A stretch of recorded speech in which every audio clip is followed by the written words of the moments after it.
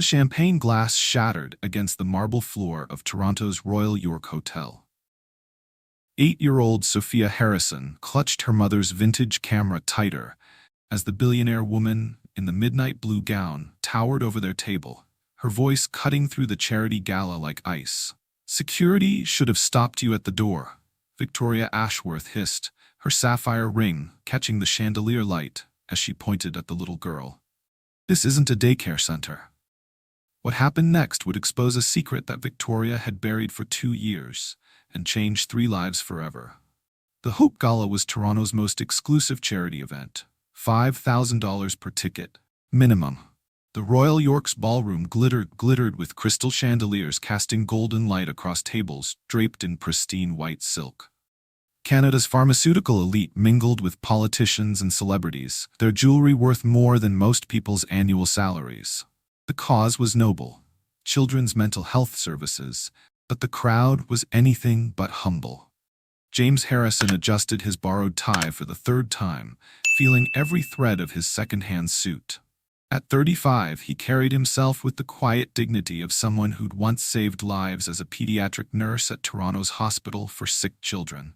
Now he worked the night shift as a security guard at a downtown office complex, choosing invisible work so he could be there for Sophia during the day. 18 months had passed since Elena's car accident.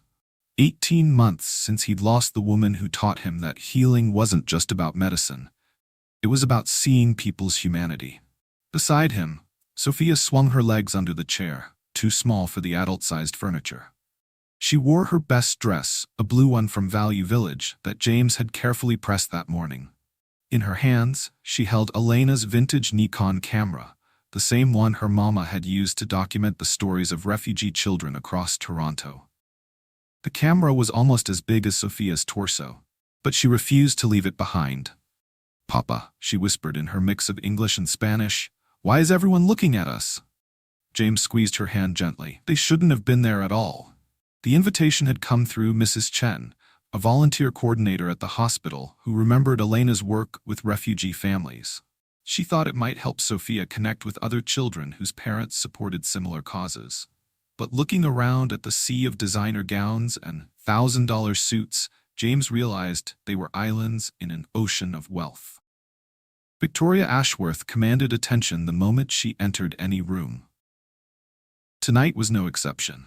At 38, she was the CEO of Ashworth Industries, Canada's largest pharmaceutical empire.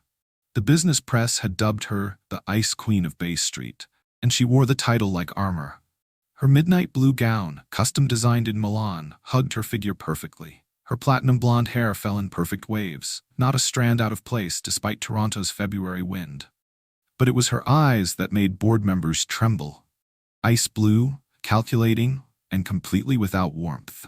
She moved through the crowd like a ship cutting through calm waters, people parting before her without conscious thought. In her purse, nestled next to her phone and lipstick, was a small prescription bottle. The irony wasn't lost on her. The CEO of a pharmaceutical company secretly dependent on anxiety medication produced by her own laboratories. But vulnerability was a luxury Victoria Ashworth couldn't afford. Not when she'd built her empire on the premise that weakness was failure. The trouble began when Sophia accidentally knocked over her water glass reaching for a dinner roll.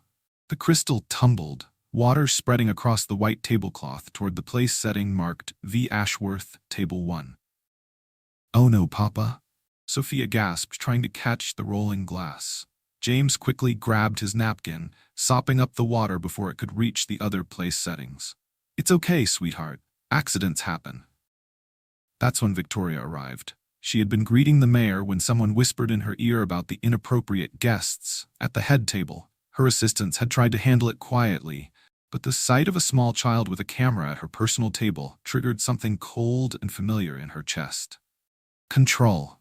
She needed control. "Excuse me," she said, her voice carrying despite its low volume. "I think there's been some confusion." James looked up from wiping the table. "I'm sorry about the spill. We'll be more careful." Victoria's gaze swept over them both, the borrowed suit, the second-hand dress, the oversized camera that clearly didn't belong in a room where photography was strictly prohibited. The confusion isn't about the water, she said, her tone sharp enough to cut. It's why you think you belong at my table. The conversations around them began to quiet. Other guests turned to watch, sensing drama unfolding. The invitation said Table 1, James replied evenly, pulling the printed card from his pocket. If there's been a mistake. The mistake, Victoria interrupted, her voice rising enough for nearby tables to hear, was clearly in sending invitations to people who think a charity gala is some sort of community center playgroup. Sophia pressed closer to her father, confused by the angry woman's tone. Papa, why is she mad? Security should have stopped you at the door, Victoria continued, her finger pointing towards Sophia's camera. This isn't a daycare center. This is a $5,000 per ticket fundraiser for serious donors. Do you even understand what that means? That's probably more than you make in 3 months. Gasps rippled through the nearby tables. Someone dropped their fork, the silver clattering against fine china. The string quartet in the corner seemed to fade as all attention focused on the confrontation. James felt Sophia trembling against his side, saw the tears gathering in her dark eyes, Elena's eyes. His daughter clutched the camera tighter, the same way she held her teddy bear during thunderstorms. You're absolutely right, James said quietly, standing slowly from his chair.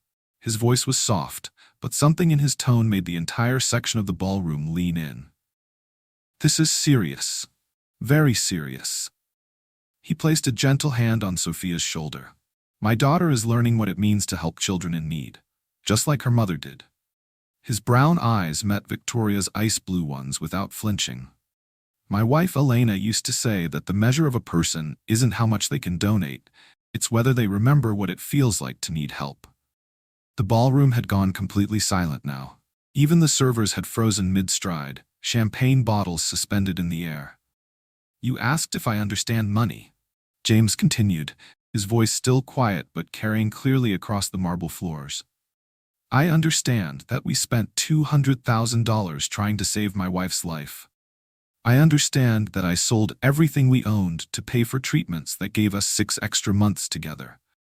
I understand that Sophia sleeps with that camera every night because it still smells faintly like her mama's perfume. He looked around at the other guests, some of whom had the grace to look ashamed. But I also understand something you seem to have forgotten, Miss Ashworth. The children this charity serves, they don't care about our designer clothes or our bank accounts. They care about whether anyone remembers they exist. Victoria opened her mouth to respond, but Sophia's small voice cut through the tension. Are you the sad lady? She asked, looking up at Victoria with genuine curiosity rather than fear. The question hit like a slap. What? Mama said that mean people are just sad people who forgot how to ask for hugs, Sophia explained with 8-year-old logic. Are you sad? Is that why you're angry at Papa? If you've ever felt judged for not fitting in, or if you believe kindness matters more than money, hit that like button, because this story is about to get incredible. Victoria stared down at the little girl, something cracking in her chest. The child's innocent question had found the fault line in her carefully constructed armor. For a moment, she saw herself at 8 years old, holding her baby brother Alex's hand in another hospital room, asking the doctors why they couldn't make him better. Victoria started, then stopped. Her hand instinctively moved to her purse, where her anxiety medication waited. The same medication her company produced, the same type of life-saving drugs they manufactured, but kept out of reach for families who couldn't pay. James noticed her sudden pallor, the way her breathing had become shallow. His nursing training kicked in automatically. Are you all right? I need. Victoria's voice trailed off as the panic attack began to build. The irony was crushing, surrounded by Canada's medical elite, and she was about to fall apart because an 8-year-old had asked if she was sad. Breathe with me, James said softly, moving closer. 4 counts in, 6 counts out, just like I used to teach my patients. Your patients? Victoria managed between breaths. I was a pediatric nurse, before. He continued the breathing pattern, his voice steady and professional. Before Elena got sick, and I had to choose between my career and being there for Sophia. Something in his tone made Victoria look at him differently. This wasn't just some random security guard crashing her party. This was someone who had sacrificed everything for love. As her breathing steadied, Victoria became aware of the room around them. Hundreds of Toronto's elite watching the Ice Queen of Bay Street having a panic attack, being helped by the man she'd just publicly humiliated. Elena Harrison, she whispered, the name clicking into place. James froze. You knew my wife? Victoria's face went white. I have a letter from her. In my desk. She swallowed hard. I never read it. The room erupted in whispers. Who was Elena Harrison? What letter? But Victoria was already moving, her heels clicking against marble as she fled toward the hotel's business center, leaving behind a ballroom full of confused donors and one small girl who asked her father, Papa? What letter? 20 minutes later, Victoria returned to the ballroom carrying a manila envelope, her perfect composure cracked like ice on a spring lake. The gala had continued, but every conversation carried undertones of speculation about what had just happened. James and Sophia were still at table 1, but now they sat alone. The other guests had quietly relocated, unsure whether associating with them was socially safe. Mr. Harrison, Victoria said, her voice different now, smaller, more human. May I sit? James looked at his daughter, who was showing her camera to anyone willing to look. Sophia nodded solemnly, as if she'd been expecting this. Victoria sat down heavily, placing the envelope on the table between them. This came to my office 8 months ago. My assistant put it in the pile of donation requests and She had stopped, staring at the envelope as if it might bite her. I don't read them anymore. Too many sob stories. Mama wasn't sad, Sophia piped up. She was happy sad. Papa, tell her about Mama's happy sad. James managed a small smile. Elena said the best people were happy sad. Happy enough to see beauty in the world, sad enough to want to fix the broken parts. With shaking fingers, Victoria opened the envelope.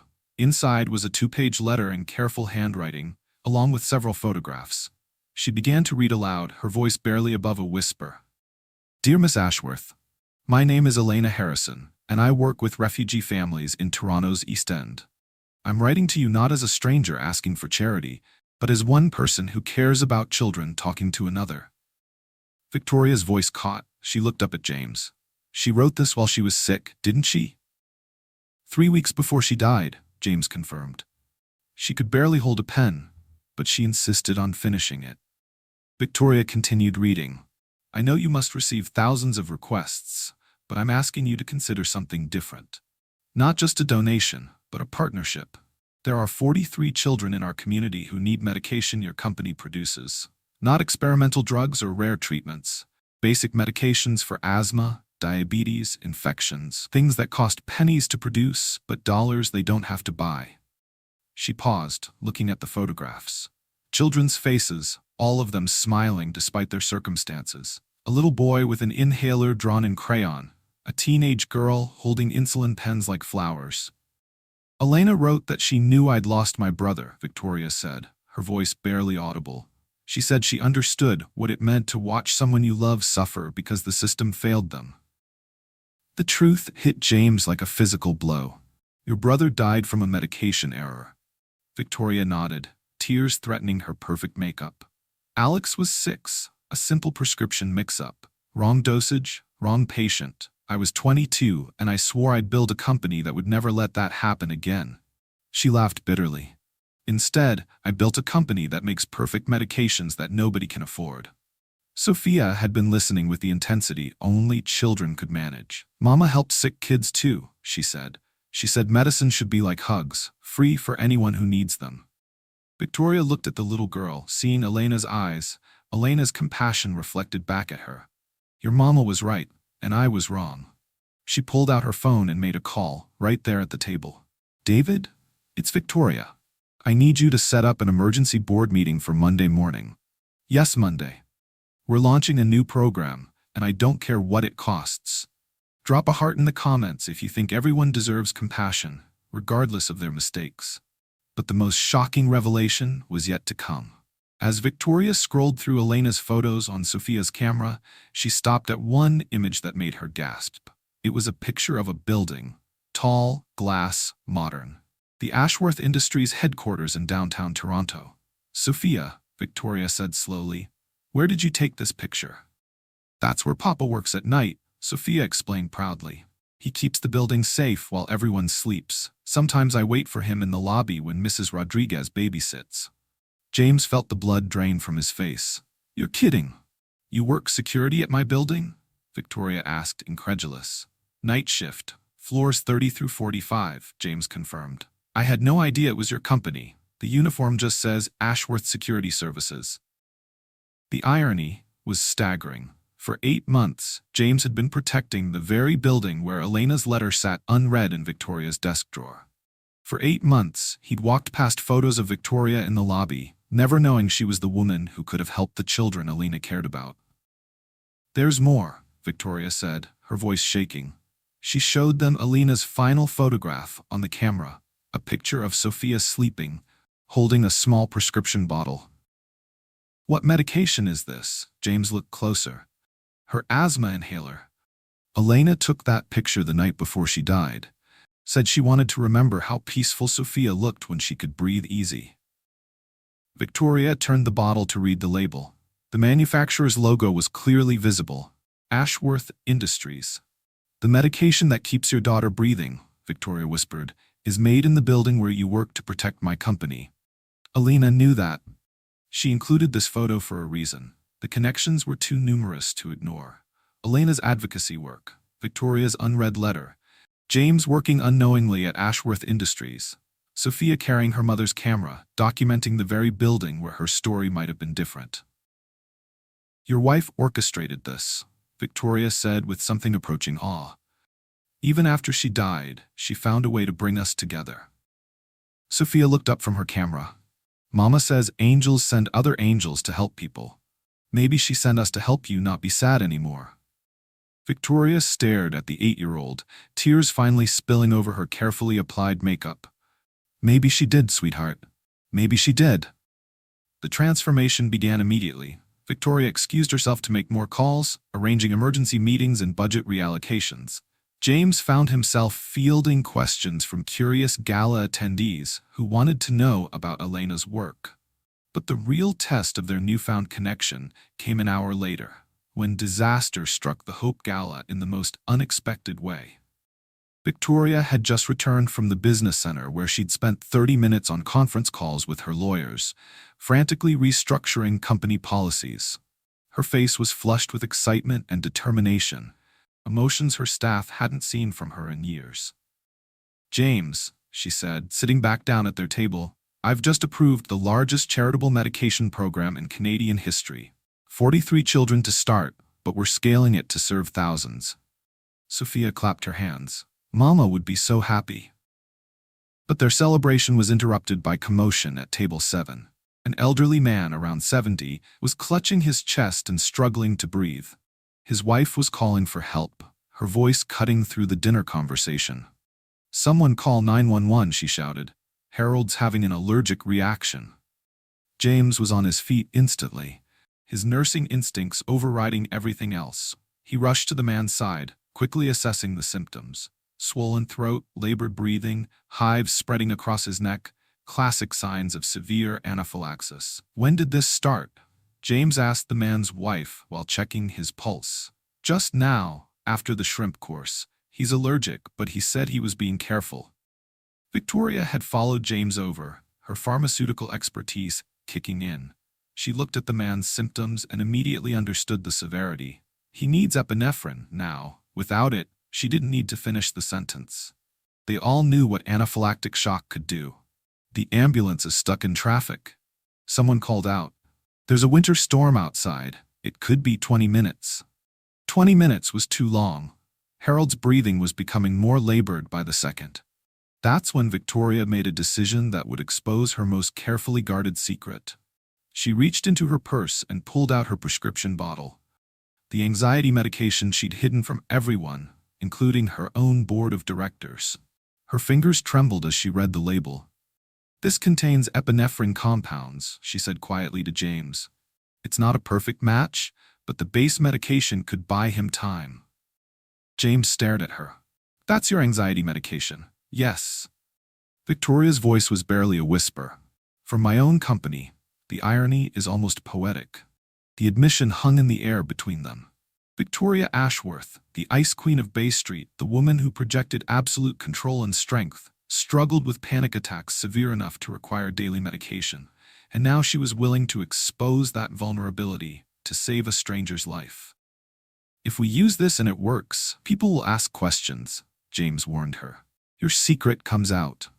Victoria looked at Harold, whose lips were turning blue, then at his terrified wife, then at Sophia, who was watching everything with wide, trusting eyes. "Elena's letter asked me to choose between profit and people," Victoria said, unscrewing the cap. "This seems like a pretty clear test." Working together, they administered a modified dose while they waited for the paramedics. James used his nursing knowledge to monitor Harold's vital signs, while Victoria calculated the proper pharmaceutical ratios. Sophia held the man's wife's hand, whispering in Spanish that everything would be okay. The medication worked. Harold's breathing stabilized, the swelling in his throat decreased, and by the time the paramedics arrived, he was conscious and coherent. As Harold was loaded onto a stretcher, he grasped Victoria's hand weakly. "Thank you," he wheezed. "You saved my life." But the real impact came moments later, when a reporter who'd been covering the gala approached with her photographer. "Miss Ashworth," she said, "we got the whole thing on camera. The pharmaceutical CEO and the security guard working together to save a life. Our readers would love to know about your medical background." Victoria felt the familiar tightness in her chest, the beginning of another panic attack. But this time, instead of hiding, she looked at James and Sophia, drawing strength from their support. "I don't have a medical background," she said clearly. "I have a medical condition. The medication that helped save this man's life comes from my own prescription for severe anxiety disorder, something I've hidden from my employees, my board, and the public for 8 years. The reporter's eyes widened. This was bigger than a rescue story. This was the Ice Queen revealing her humanity. "Why reveal this now?" the reporter asked. Victoria looked down at Sophia, who was still holding Elena's camera. "Because someone very wise recently taught me that sad people who pretend not to be sad just make the world sadder. And because my company makes medication that could help thousands of people struggling with mental health issues, but only if we remove the stigma that keeps them from seeking help."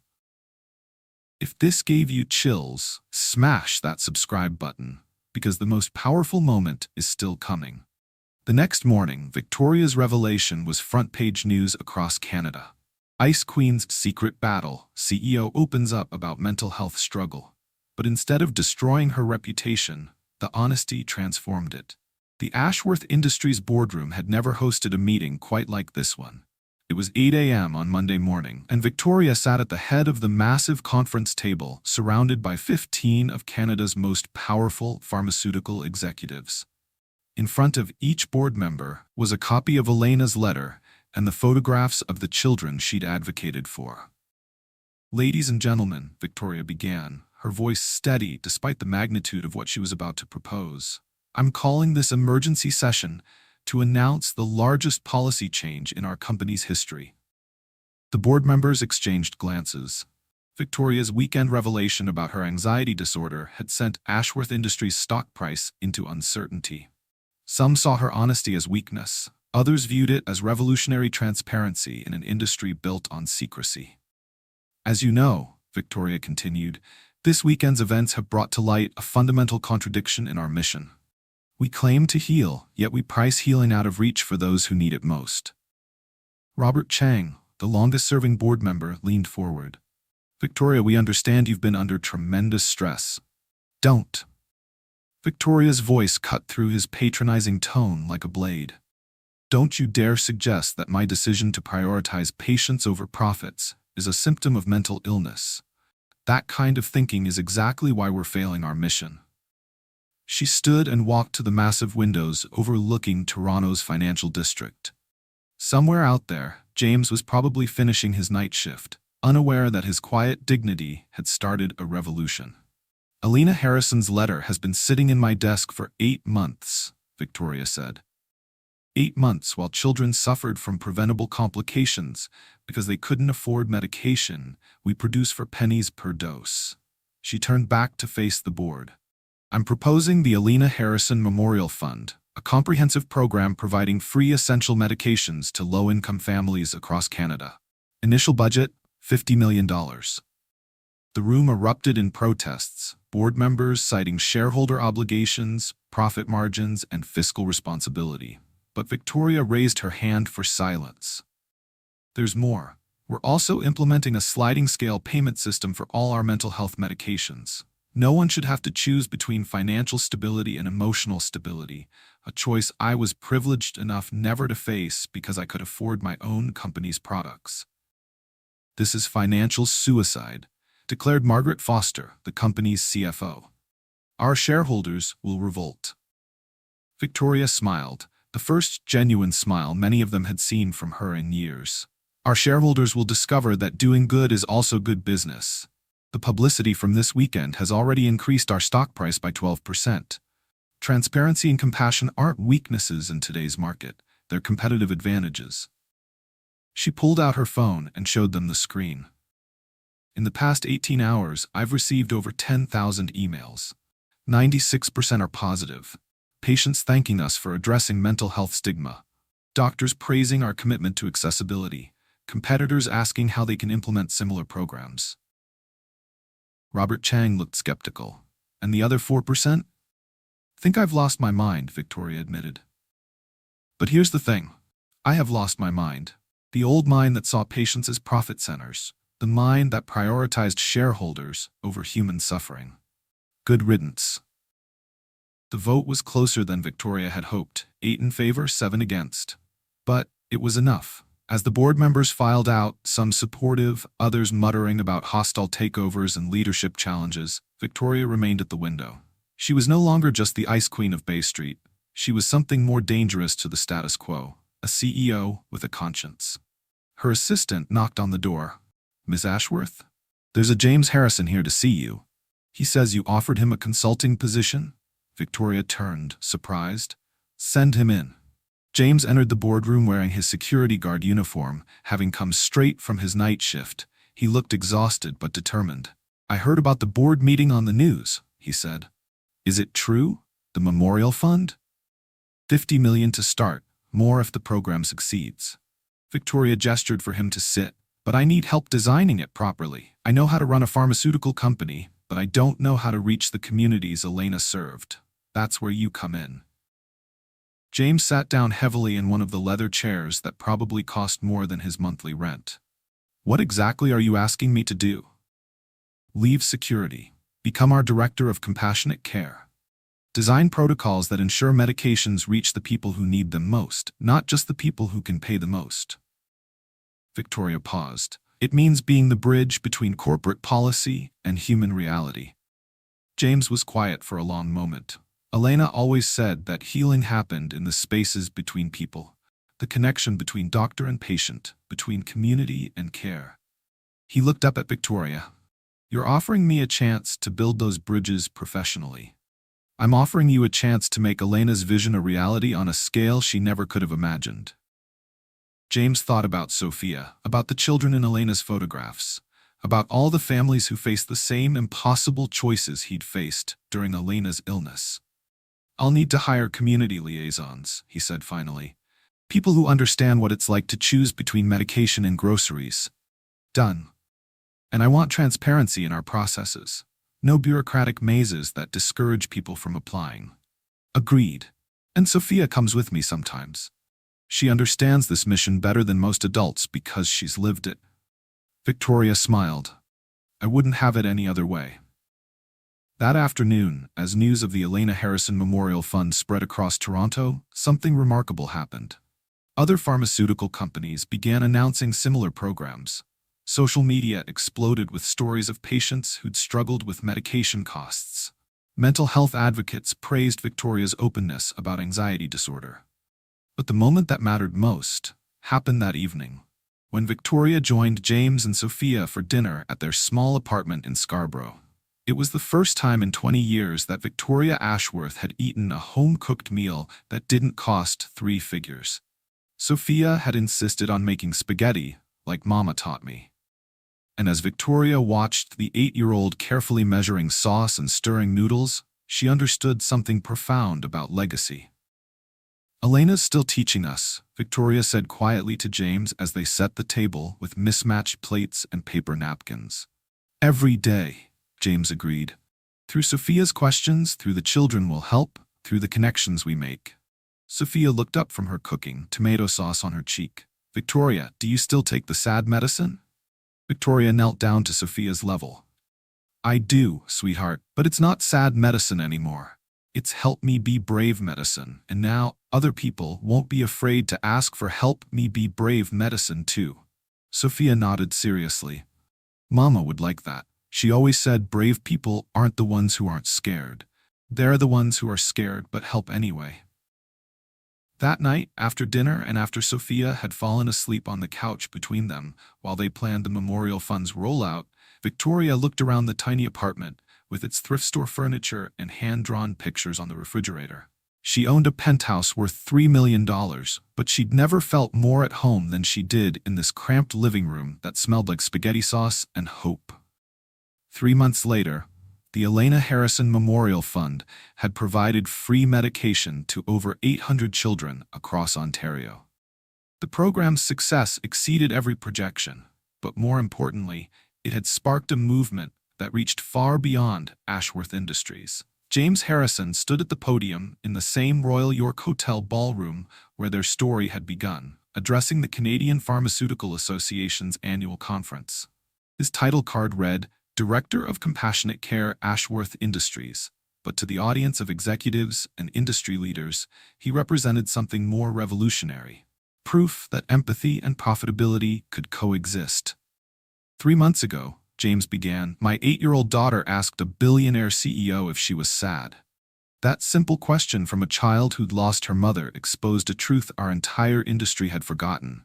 We're in the business of healing people, not maximizing shareholder returns. The audience was silent, hanging on every word. These were the same executives who'd built careers on margin optimization and market domination. But James's presence at the podium represented a seismic shift in industry priorities. The Elena Harrison Memorial Fund isn't charity, James continued. It's good business. Companies that prioritize patient access see increased brand loyalty, improved employee satisfaction, and stronger community relationships. But more than that, we sleep better at night, knowing our work serves its intended purpose. In the back of the room, Victoria watched with pride as James commanded the attention of Canada's pharmaceutical elite. He'd evolved from a night security guard to one of the industry's most respected voices on healthcare accessibility. But what impressed her most was how he'd retained his quiet dignity and genuine compassion despite his newfound influence. Sophia sat beside Victoria, carefully documenting the conference through Elena's camera. At 9 years old, she'd become something of a celebrity herself. The little girl whose innocent question had transformed an industry. But she remained remarkably grounded, more interested in the children helped by the Memorial Fund than in her own growing fame. Papa's doing good, Sophia whispered to Victoria. He's doing great, Victoria corrected softly, just like your mama taught him. After James's presentation, they were approached by Dr. Sarah Kim, a pediatric psychiatrist from Vancouver Children's Hospital. Mr. Harrison, Dr. Kim said, your daughter's question about sadness has revolutionized how we approach mental health stigma in children. We've started using what we call the Sophia protocol, teaching kids to ask if adults are sad when they seem angry or mean. Sophia looked up at the doctor with interest. Does it help? It helps tremendously. Sometimes adults forget to use their words when they're hurting. You taught us to remember that mean behavior often comes from sad feelings. Victoria watched this exchange with growing amazement. Elena's influence continued to ripple outward through her daughter, touching lives Elena herself had never met. But the most significant ripple effect was yet to be revealed. That evening, at the conference's closing gala, Victoria was approached by Thomas Chen, CEO of Global Health Solutions, Ashworth's largest competitor. Victoria, he said quietly, I need to tell you something. My board is implementing our own accessibility program next month. You've shamed us into remembering why we got into this business in the first place. Similar conversations happened throughout the evening, CEOs admitting they'd been inspired to reconsider their pricing strategies. medical directors sharing stories of patients helped by the new industry-wide focus on accessibility. Board members acknowledging that the Victoria Ashworth model had become the new standard for pharmaceutical leadership. "You realize what you've done?" Thomas continued. "You've changed the entire industry's approach to patient care." Victoria shook her head. "I didn't change anything. A security guard and his daughter changed me. I just had the platform to amplify their message." But even that wasn't the full truth. The real change agent was still Elena. Her letter, her photographs, her enduring influence through the people who loved her. As the evening wound down, Victoria found herself alone on the hotel's balcony overlooking Toronto's harbor. The city lights reflected off Lake Ontario like fallen stars, and somewhere out there, hundreds of children were breathing easier because of medications they could finally afford. James joined her on the balcony, Sophia sleeping in his arms after a long day of conferences and adult conversations. "Penny for your thoughts," he said quietly. "I was thinking about Elena," Victoria replied. "How she engineered all of this from her hospital bed. The letter, the timing, even working with Mrs. Chen to get you those gala tickets. She knew exactly what she was doing." James looked down at Sophia, who clutched Elena's camera even in sleep. "She always said the best advocacy work happened through relationships, that you couldn't change systems without changing hearts." "She changed mine," Victoria said simply. "She changed all of us." They stood in comfortable silence, two people who'd found purpose through tragedy and connection through loss. In the distance, the Ashworth Industries building rose against the skyline. The same building where James had worked security while Elena's letter waited unread in Victoria's desk. "I have something to show you," Victoria said, pulling an envelope from her purse. "This came yesterday." James recognized the handwriting immediately. "That's Elena's writing. The last letter she ever wrote.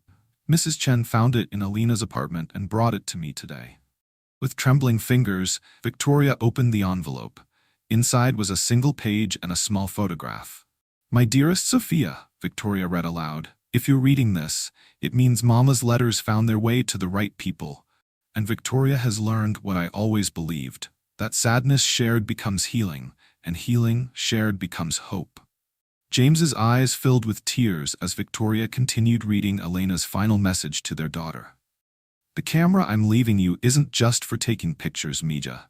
It's for capturing the moments when strangers become family, when broken hearts learn to love again, and when angels disguised as ordinary people choose kindness over fear. Keep documenting these miracles because the world needs to remember they're possible." The photograph was of Elena in her hospital bed, smiling despite her obvious illness, holding up a piece of paper with 4 names written in her careful handwriting: Sophia, James, Victoria, and Elena, connected by lines drawn between them, forming a perfect square. "She drew a family," Victoria whispered. "She drew our family," James corrected. 1 year after that first confrontation at the Hope Gala, Victoria Ashworth stood once again in the Royal York Hotel ballroom. But this time she wasn't the guest of honor. Sophia Harrison was. The 9-year-old sat at the head table wearing a new dress, though she'd insisted on keeping Elena's camera, as the Canadian Association of Children's Advocates prepared to present her with their youngest ever humanitarian award. The ballroom was packed with the same Toronto elite who'd witnessed her father's quiet dignity 12 months earlier, but the energy was completely different now. James, now nationally recognized as a leader in healthcare accessibility, watched his daughter with the same quiet pride Elena would have shown. In the past year, Sophia had spoken at 6 conferences, been featured on the cover of Canadian Family magazine, and started a photography club at her school dedicated to finding angels everywhere. But perhaps most remarkably, she'd remained utterly Sophia, kind, curious, and wise beyond her years. "Ladies and gentlemen," the presenter announced, "this year's Humanitarian Award recipient has taught us that the most profound questions often come from the smallest voices." Sophia Harrison, at age 8, asked a simple question that transformed an industry and reminded us all that kindness costs nothing but means everything. Sophia walked to the podium with Elena's camera around her neck, the same camera that had captured some of the most important moments in Canadian healthcare advocacy. When she spoke, her voice was clear and confident. Mama always said that love doesn't end when people die. It just changes shape. Sometimes it becomes memories. Sometimes it becomes the help we give other people. And sometimes it becomes new families made from choosing to care about each other. She held up Elena's camera. With Mama's camera, I've taken pictures of 347 children who got medicine they needed because Papa and Victoria remembered that being sad together is the first step to being happy together. The audience was completely silent, hanging on every word from this remarkable child. But the best picture I ever took was at Mama's grave last month, when Victoria brought flowers and Papa held her hand while she cried. Because that's when I knew for sure that angels don't just live in heaven. They live in the people who choose love when they could choose to be scared instead. Victoria felt tears streaming down her cheeks as Sophia continued. So my mama's love didn't die. It just became bigger. Big enough to help hundreds of kids breathe better. And big enough to turn 3 sad people into 1 happy family. The standing ovation lasted 5 minutes. Later, as the 3 of them walked through downtown Toronto toward the harbor, Sophia skipping ahead with her award while James and Victoria followed hand in hand, they passed the Ashworth Industries building where their story had intersected long before they knew it. I want to show you something, Victoria said, leading them into the lobby. The building's main wall now featured a permanent installation. Elena's photographs of refugee children, enlarged and beautifully displayed, with a plaque reading, "The Elena Harrison Memorial Gallery, documenting hope, inspiring action." But in the center of the display was a new photograph, one Sophia had taken at the previous month's Hope Gala. It showed James and Victoria working together at their old Table 1, now permanently marked the Harrison Ashworth family table, with Sophia between them, all 3 of them laughing at something she'd just said. "This is the most important picture in the building," Victoria told Sophia, "because it shows what happens when strangers choose to become family." Sophia studied the photograph seriously. "Mama would like this picture." "She would love it," James agreed. As they left the building, Sophia suddenly stopped and looked back up at the towering glass structure. "Papa, Victoria," she said thoughtfully, "do you think Mama knew this would happen? All of it?" James and Victoria exchanged a look over Sophia's head. A look filled with love, loss, gratitude, and wonder. "I think your mama knew that love finds a way," Victoria said finally, "even when we don't know we're looking for it." Sophia nodded sagely, then raised Elena's camera and took one more picture, of the 3 of them standing together in front of the building where their lives had intersected, where Elena's letter had waited, where James had unknowingly protected Victoria's company, while Victoria had unknowingly held the key to helping Elena's children. Later that night, as Victoria tucked Sophia into bed in the home they now all shared, Sophia asked the question she'd been saving all day. "Victoria, are you still sad sometimes?" Victoria considered the question seriously. "Sometimes I am, sweetheart. I think we're all a little sad sometimes, because sadness reminds us how much we love the people who matter to us." "But you're not angry sad anymore?" "No," Victoria smiled. "Now I'm grateful sad. Sad that I didn't know your mama, but grateful that she found a way to bring us together anyway." Sophia nodded and closed her eyes, Elena's camera safe in her arms. In the living room, James was reviewing applications for the Memorial Fund's expansion into mental health services for teens. The program now served over 3,000 children across Canada and had inspired similar initiatives in 12 other countries. "Hard to believe it's only been a year," he said as Victoria joined him on the couch. "Hard to believe we almost missed it," Victoria replied. "If Elena's letter had been filed differently, if Sophia hadn't knocked over that water glass, if you hadn't stood up to me." "But we didn't miss it," James said, pulling her closer. "Elena made sure we didn't miss it."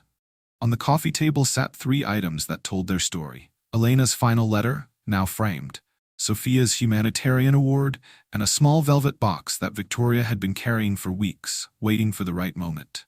The right moment was now. "James," she said softly, opening the box to reveal Elena's engagement ring. The one he'd sold during her illness, the one Victoria had quietly tracked down and purchased through a private investigator. "I know I can't replace her, and I'd never want to. But if you'll have me, I'd like to honor her memory by loving the family she left behind. James stared at the ring, the same ring he'd put on Elena's finger 8 years earlier, the same ring that had funded Elena's final months of treatment, the same ring that had somehow found its way back to them through Victoria's love and determination. "She would have loved you," he whispered. "She did love me," Victoria replied. "Enough to save me from myself." If this story moved you, subscribe for more incredible true stories of ordinary people changing the world, and share this with someone who needs to remember that kindness always wins, because Elena's legacy continues every time we choose compassion over judgment. As James slipped the ring onto Victoria's finger, Sophia's voice called from the bedroom. "Are you guys getting married? Because Theodore thinks that would be perfect." They laughed through their tears, knowing that somewhere, Elena was laughing too. 5 years later, the Elena Harrison Memorial Fund had revolutionized pharmaceutical accessibility across North America. But perhaps more importantly, it had proven that business success and human compassion weren't mutually exclusive. They were interdependent. Sophia Harrison Ashworth, now 14, had published a photography book titled Angels Everywhere, A Daughter's Journey Through Love and Loss. All proceeds supported mental health services for grieving children. She'd learned to develop her own film in the darkroom Victoria had built in their home, continuing Elena's work of documenting resilience and hope.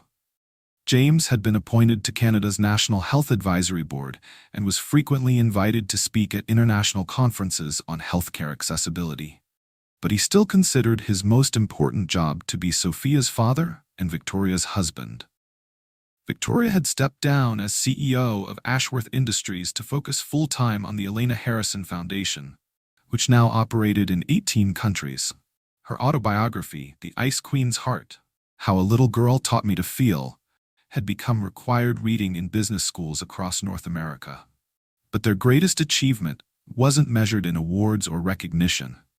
It was measured in the thousands of children who could breathe easier, think clearer, and dream bigger because 3 strangers had chosen to see each other's humanity instead of their differences. On the 6th anniversary of Elena's death, the 3 of them visited her grave in Toronto's Mount Pleasant Cemetery.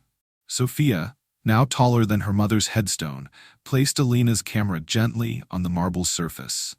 "I think it's time for Mama's camera to rest with her," Sophia said quietly. "I've learned everything it had to teach me." Victoria squeezed her stepdaughter's hand. "What did it teach you?" Sophia smiled. Elena's smile, wise and warm and wonderful. "That love doesn't end. It just finds new ways to grow."